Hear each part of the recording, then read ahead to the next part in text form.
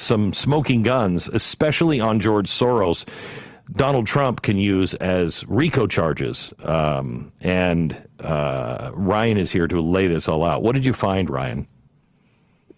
Well, we had some amazing findings according to George Soros's own files from his Open Society Foundations. So myself, my colleagues at Capital Research Center basically went through as many grants of his, as many funding streams as we could find.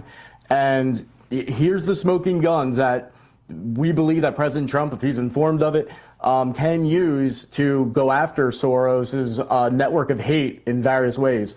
We traced over $80 million going from the Open Society Foundations to at least 54 groups engaged in crime and domestic terrorism on U.S. soil, or that are pro-terrorism, endorsing things like the October 7th attacks, or are associated with foreign terrorist organizations or explicitly pro-terror groups. And this is according to his own file, so it's rock solid.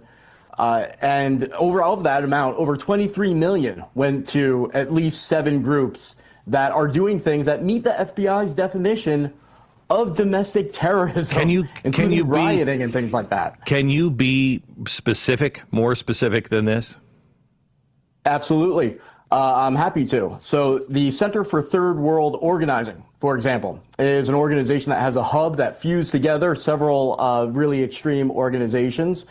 We found $400,000 going to them, and they openly boast of the fact that they threw down during the uprisings in Minnesota, obviously referring to the rioting, and boasting of how many thousands of people they helped train. A lot of these groups have created what they'll call like a protest guide or an activism toolkit, and it sounds innocuous. Then you open it up and you'll see support for Hamas in it, but then they'll sometimes slyly say, for more information, go to these hyperlinks. And you go to the hyperlinks, and there'll be guides recommending things like property destruction, violence, false IDs, how to obstruct justice, all of these things. And they know darn well what they're doing. They don't put that there by accident. Some of the more careful ones will just direct their readership to anarchist websites with all that material, knowing that they'll see it when it's there. And so, yeah, I mean, it's really stunning. And some of these groups are coalitions. So when I say 54 groups, just one of those might have 300 entities in that one. So it's actually, the real number is actually much higher.